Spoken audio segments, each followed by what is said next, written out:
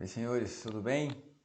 Dando início aqui no módulo 2. Nesse módulo nós vamos trabalhar a questão dos controles coletivos e individuais para o trabalho com inflamáveis. Então, no módulo 1 a gente falou das características, e propriedades dos perigos e riscos, envolvendo inflamáveis, fizendo alguns casos ali, alguns exercícios juntos de análise de determinadas situações. Vimos casos de ocorrência que são bastante significativos. E aqui vamos falar do controle coletivo e individual desse tipo de situação, com inflamáveis. Então, o controle coletivo e individual para trabalhos com inflamáveis. Então, vamos lá. As medidas de controle garantem uma condição segura de todos os envolvidos na instalação para a extração, produção, armazenamento, transferência, manuseio e manipulação de inflamáveis e ligas combustíveis. Todo acidente é causado pela ausência ou falha da aplicação de medidas de controle. Então, para que a gente possa ter sim um ambiente seguro, onde as atividades envolvendo inflamáveis possam acontecer, nós não podemos abrir mão dessa medida de controle, de ter um cuidado com relação a isso. E nós vamos entender um pouco melhor o que é isso. O que são medidas de controle? A gente poderia resumir em EPI e EPC. Neilon, o que é EPI? Equipamento de proteção individual. EPC, equipamento de proteção coletiva. Mas não é só isso. Nós vamos ver aqui que existem outras medidas de controle que vão nos ajudar. As principais medidas de controle no trabalho com inflamáveis e produtos combustíveis são medidas preventivas. E é onde a gente tem a maior oportunidade de trabalhar e faz muito sentido, inclusive, Bom, quais são as medidas preventivas? Na sequência, voltando um pouquinho aqui, nós vamos falar das medidas de controle operacionais, medidas de controle específicas e medidas de intervenção nas emergências. Tudo isso dentro do módulo 2. Então vamos lá. Medidas preventivas. Objetivo: eliminar qualquer energia com temperatura suficiente de ignição do produto nos equipamentos com energia elétrica presentes nas instalações do processo. As medidas preventivas se aplicam desde a fase de projeto, montagem, operação, manutenção e inspeção das instalações do processo. Bom, a gente tem como dar alguns exemplos aqui do que estamos falando. O que seria essas medidas de prevenção aqui nesse aspecto preventivo? Então, por exemplo, eu tenho lá dentro da minha empresa uma área que a gente chama de área classificada. O que é uma área classificada? A área classificada é aquela área que tem um potencial para uma explosão, ou seja, eu manipulo produtos inflamáveis ali. O que ele sugere aqui como medida de prevenção? Você ter equipamentos que eles são à prova de explosão ou intrinsecamente seguros. São equipamentos no qual ele não gera uma chama aberta. Então ele não chega a uma temperatura que poderia causar uma ignição. Então aqui são exemplos do que seria esse tipo de medidas preventivas. Legal? Bom, vamos na sequência aqui. As principais medidas preventivas são a análise preliminar de perigos e riscos, permissão de trabalho, plano de inspeção e manutenção, inspeções periódicas de segurança, instruções técnicas para serviços de rotina, medidas de proteção complementares. Então aqui ele dá uma sequência, uma relação dessas medidas preventivas. Não são só essas? Não, aqui são alguns exemplos. O que é uma análise preliminar de risco? Fala-se muito sobre isso na área de segurança do trabalho, A análise preliminar de perigos e riscos é aquilo que você faz antes do trabalho. Por exemplo, eu posso te perguntar isso aí, você pode estar na sua casa ou na sua empresa, onde você trabalha, e eu te pergunto, você fez uma análise de risco hoje? E eu posso te afirmar que você fez. Porque se você não tivesse feito essa análise de risco, você não tinha chegado até aí. Para você sair da sala e até a cozinha, muitas vezes você precisa fazer uma análise de risco. Para não tropeçar numa extensão, não tropeçar no cachorro, num ventilador, em algo que possa estar no seu trajeto. Nós fazemos o tempo todo análises de perigos e risco, mas a gente faz sem saber, faz no automático. A questão da NR20 e a importância é trazer à consciência essa atividade de fazer análise de risco. Não fazer análise de risco no método automático, mas trazer a consciência, parar realmente, refletir sobre isso, conversar, discutir o tema e fazer uma análise de risco bem feita Isso vai te trazer benefícios, isso vai garantir, de fato, a sua segurança. Então é essencial que façamos dessa maneira. Outro ponto que ele trata aqui é a permissão de trabalho. Permissão de trabalho precisa existir para quê? De forma preventiva seja analisado o que vai ser feito. E se essa pessoa, por exemplo, que vai executar, tem um treinamento, tem os equipamentos adequados. Muito bom. Plano de inspeção e manutenção. O plano de manutenção e inspeção precisa existir. Uma empresa que não faz a manutenção dos seus equipamentos, por exemplo, equipamentos à prova de explosão, ela coloca em risco a sua operação, dando possibilidade de uma explosão, de um incêndio, por exemplo. Inspeções periódicas de segurança. Muitas empresas fazem esse trabalho. Algumas usam um termo em inglês, né, safety walker, que é o caminhar de segurança. Mas o fato é, precisa ter rotinas de segurança, seja via CIPA, via SESMIT, via uma consultoria, uma auditoria, mas nós precisamos fazer inspeções periódicas de segurança e específicas. No tema que tratamos aqui, seriam inspeções específicas da NR20, por exemplo. Instruções técnicas para serviço de rotina. Os serviços, as atividades, os trabalhos de rotina, eles precisam ter um procedimento, as pessoas precisam saber exatamente como executá-los. Não pode ser algo que cada um faz de uma maneira. As pessoas vão fazer um trabalho específico, elas vão trabalhar juntas, né? Ter o mesmo conhecimento, o mesmo entendimento. E o que oferece isso? Procedimento padrão e treinamento. Medidas de proteção complementar, ou seja, você precisa ter ações através da análise de risco, identificou os riscos, eu preciso de ter ações específicas e muitas vezes medidas de proteção que são complementares às que já são existentes.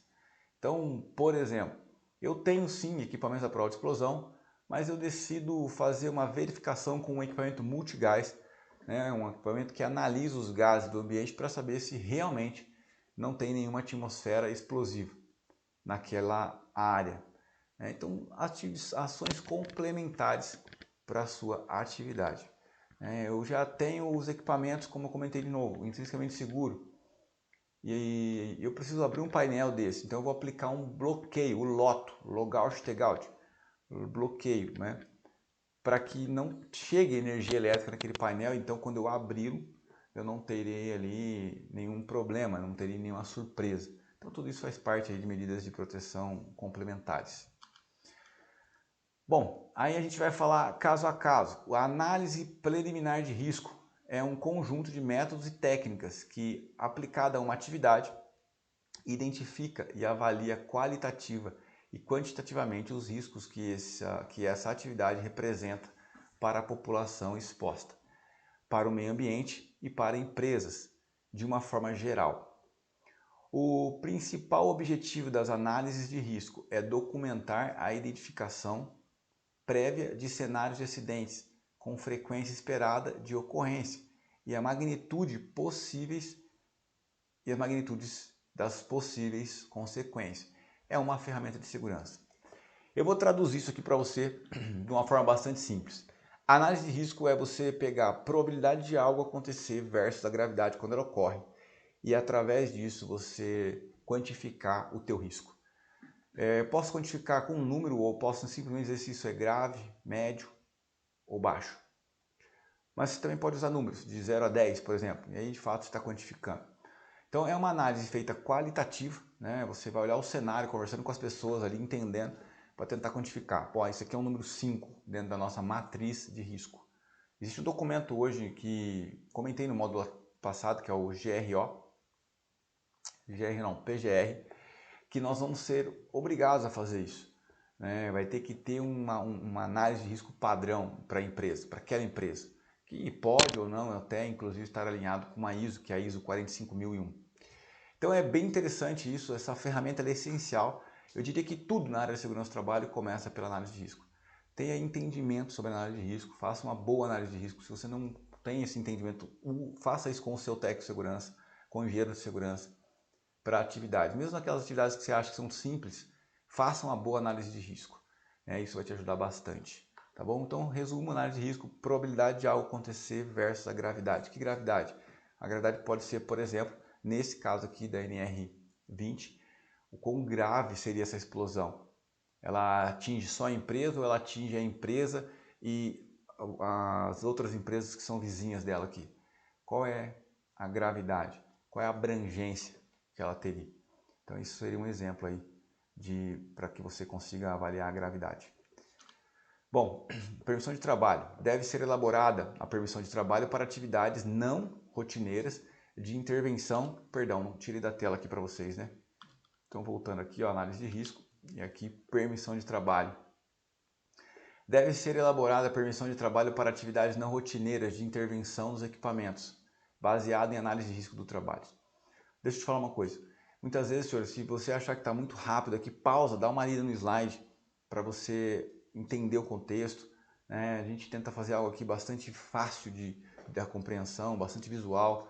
Eu estou tentando explicar nos detalhes, mas se por acaso algo passou, você não compreendeu, entre em contato conosco. Né? A gente tem até um WhatsApp aí de suporte da IHS Consultoria que você pode nos acessar e tirar dúvidas, tá bom?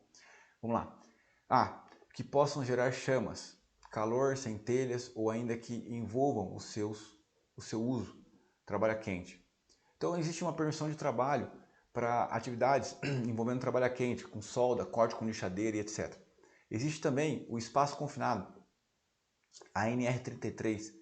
Então você também tem uma permissão de trabalho para espaço confinado. E você tem permissões de trabalho para atividades envolvendo equipamentos elétricos energizados, trabalho em altura, escavação. Existe uma grande variedade de possibilidades onde você pode e talvez precise usar uma permissão de trabalho. Na NR20 não é diferente. O que mais que a gente pode precisar aqui de uma permissão? Envolve isolamento ou equipamentos, então a questão do bloqueio, né? Bloqueio e etiquetagem. Em locais que envolvem NR35, trabalho em altura. Em equipamentos elétricos, né? Comentei, então aí a NR10. E o último, né? A gente fala da NR20, cujas boas práticas de segurança e saúde recomendam conforme a norma regulamentadora número 20, que é essa que nós estamos tratando aqui. Bom, aí na sequência, a gente vem aqui para o próximo slide e nós falamos do plano de inspeção, manutenção das instalações. As instalações para extração, produção, armazenamento, transferência, manuseio e manipulação de inflamáveis e líquidos combustíveis devem possuir plano de inspeção e manutenção devidamente documentados. Isso é uma exigência da NR20. Isso aqui é um item da norma. Esse tipo de empresa que faz a extração, a produção, o armazenamento, como eu li aqui, está na sua tela aí, ela obrigatoriamente precisa ter um plano de manutenção. Isso vai contemplar dentro do prontuário da NR20. O que é o prontuário da NR20? É uma pasta, um book, né? Pode ser formato eletrônico ou mesmo físico, onde você vai ter toda a documentação da NR20. As análises de risco, deixa eu aumentar aqui para vocês. As análises de risco, o plano de inspeção, as permissões de trabalho, os procedimentos. Você precisa ter um prontuário para a NR10. Assim como você tem um prontuário da NR12, a NR10, que são normas também bastante conhecidas aí. A 10 falando sobre eletricidade, a 12 sobre máquinas e equipamentos. E a 20, é o que nós estamos tratando aqui, né, dos inflamáveis e combustíveis. Muito bom. Para patrulha de segurança, né, ou caminhada de segurança, ou inspeção, as instalações para extração, e ele repete, produção, armazenamento, transferência, manuseio, manipulação de inflamáveis e líquidos combustíveis devem ser periodicamente inspecionadas com enfoque na segurança e saúde no ambiente de trabalho. Novamente reforçando essa questão das inspeções de campo. Instruções técnicas para serviço de rotina. As atividades rotineiras de inspeção e manutenção devem ser precedidas de uma OS ou um OM. São ordens de serviço, não é isso? Ou ordens de manutenção. Com instrução de trabalho. Todo serviço de rotina em instalação com inflamáveis e produtos combustíveis deve ser padronizados e procedidos de ordens de serviço específicas. Falei sobre isso para você. Você tem que ter um padrão para a execução dos trabalhos dentro da sua empresa. Todos devem seguir esse mesmo padrão. Trabalhar igual do ponto de vista de segurança. Todos seguirem um procedimento pré-existente. E o SESMIT, né, deve participar disso. Então devem ter a participação e o registro em todo o processo do SESMIT, né, Serviço Especializado de Segurança e Medicina do Trabalho. Tá? Então, ordem de serviço precisa existir e a participação, né, desse registro através do SESMIT.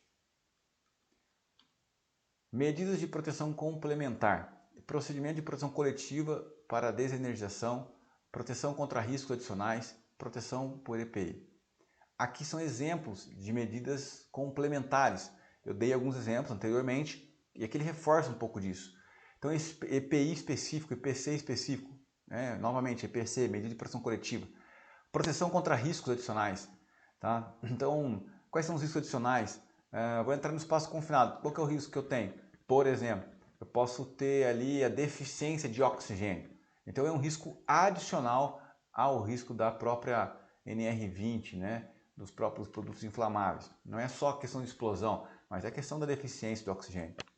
Procedimento de proteção coletiva, né? Então, para desenergizar. Ele dá a aplicação do LOTO, que é bastante conhecido, bloqueio, e muito útil, né, inclusive. Procedimento de proteção coletiva de desenergização é um conjunto de medidas de segurança necessárias visando impossibilitar a liberação indevida de energia mecânica, potencial cinética, química, térmica, gravitacional, entre outras, para que um determinado serviço seja realizado sem o risco para o profissional, inclusive para a equipe e ou instalação. Então, aqui reforçando, né, a questão do procedimento de LOTO, de bloqueio, que a gente já falou um pouquinho. Aqui ele fala dos passos para você executar o bloqueio. Então, as etapas, né, para você ter o LOTO bem aplicado é preparativo para desligar o equipamento no painel, isolar o equipamento, bloquear, né, lacrar e etiquetar, controlar a energia armazenada ou reativa e verificar se o equipamento está realmente desligado. Então aqui são etapas do procedimento de LOTO, de bloqueio, logout, tagout, não sei como que na sua empresa ele é conhecido, mas essa sequência, todas as vezes que você vai usar o sistema de bloqueio, ela precisa ser seguida, ok? E para reenergizar, ele dá um exemplo aqui de 3 passos: restaurar a área de trabalho, informar todos os envolvidos e remover os dispositivos de bloqueio. Isso não é uma regra, tá, senhor? Isso aqui é um exemplo. Pode ser que na sua empresa funcione um pouco diferente. Por exemplo, eu conheço empresas que são 5 passos para reenergizar. Geralmente, energizar, desenergizar são 6, realmente, e reenergizar, às vezes, eu já vi com 5 passos. Mas aí você vai seguir o procedimento da sua empresa. Aqui nós estamos dando exemplos. Para a gente fechar essa primeira etapa aqui desse módulo 2, então a gente fala dos riscos adicionais. Todos os demais grupos de fatores de risco, além dos químicos específicos de cada ambiente ou processo de trabalho, que direta ou indiretamente possam afetar a segurança e saúde do trabalhador. Exemplo: energia elétrica, espaço confinado, acesso em altura, condições atmosféricas, trânsito, veículos e outros. Perfeito, senhores? É isso nesse módulo. Eu vou ficando por aqui, essa aula. Na verdade, não o módulo, esse é o módulo 2 ainda, mas essa aula do módulo 2 nós concluímos aqui. E na sequência, nós vamos falar ainda das outras medidas, né? Na sequência, nós vamos falar das medidas de controle operacional, tá bom? E aí a gente já se encontra lá para a gente dar continuidade no nosso treinamento, tá bom? Muito obrigado.